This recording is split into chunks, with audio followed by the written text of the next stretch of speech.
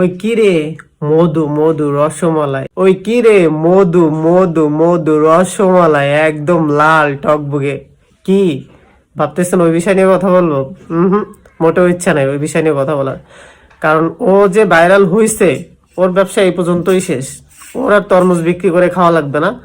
কারণ ওকে এখন মানুষ ড্রিম দেখাবে, স্বপ্ন দেখাবে যে আপনি ভাইরাল হয়ে গেছেন, আপনাকে দিয়ে আমরা শর্ট ফিল্ম বানাবো, আপনি হচ্ছে নাটকে অভিনয় করবেন, আপনি সিনেমা করবেন, এটা বলে ও যে তরমুজ বিক্রি করে খাচ্ছিল, ওর ব্যবসা এই পর্যন্তই শেষ।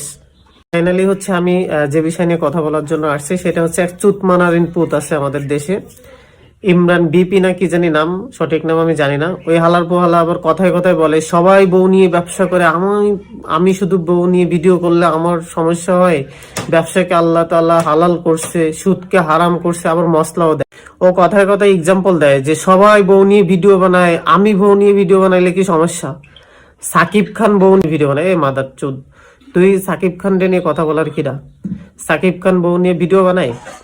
তুই যে বউ নিয়ে ব্যবসা করস, তুই 2 দিন অন্তর নাটক করস যে তোর বউ এ করছে ও করছে, তারপরে তোর বউ যে আবার নাটক করে যে আমি ওই সংসার করব না, আমি জুনায়েদের সাথে সংসার করব, আমি আরেকজনের সাথে সংসার করব।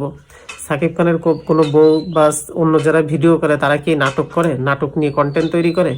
তো তোমারে মানুষ কি বলবে? তোমারে মানুষ বলবে না যে তুমি বউ নিয়ে ব্যবসা করবো না? চোত মারানির পুত। আর তারা তো বাটফারি করে না তোর মতো। তুই যেরকম বাটফারি করস, একটা দেখ, তুই এসে বলতেছিস 16,500 টাকা দামের জুতা পরে উদ্বোধনে যাচ্ছে। 400 টাকার জুতা কিনে 16,500 টাকার জুতা মারাইছে। ফুটপাতের থেকে কিনছো সালার বলা ওই জুতা। তারপরে আবার কি হয়েছে, এই একই ড্রেস সবাই দেখেন, এই যে ড্রেসটা পরছে, ওই ড্রেসটা পরে কিন্তু ও সেলুন উদ্বোধন করছে, ওর বউ সহ নেট্টুকোনা কোথায় যেন একটা সেলুনে গেছে উদ্বোধন করতে নাকি। ও মাই গড, 2 দিন পরে কেসা বাটফারের বাটফার 2 দিন পরে এসে বলে কি এই ড্রেস ঈদের ড্রেস বলে নাকি। ও ঈদের, একই জামা কিন্তু ওর বহুত পরা। তো এসে বলতেছে আবার ঈদের শপিং করছে। ইদানিং কালে কি শুরু করছে, ইদানিং কালে হচ্ছে জুনায়েদের, বুকা জুনায়েদ না কি জানি নাম, জুনায়েদ না কি বুকা জুনায়েদ জানি না।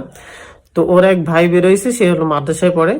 তো সে এসে বলতেছে যে আমি জুনায়েদের ইনকাম খাবো না, হারাম ইনকাম করে ভিডিও বানায়, ও আমার মারেও নিষেধ করছি যে ওই ভিডিওর টাকা যেন না খায়, ভিডিও বানানো সম্পূর্ণ হারাম, ইত্যাদি ইত্যাদি এই সমস্ত বলছে।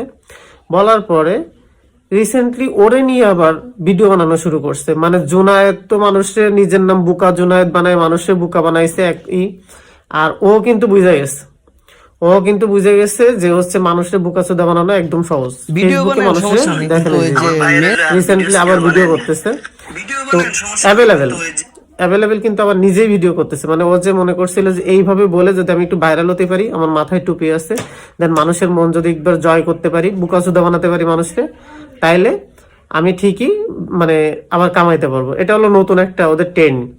ওই এক মাদারবোর্ড আছে, ওই মাদারবোর্ড ওরা করে কি 2 দিন অন্তর হচ্ছে বউরে বাপের বাড়ি পাঠায় দেয়, বাপের বাড়ি পাঠায় দিয়ে তাই নিয়ে ভিডিও বানায় 20টা।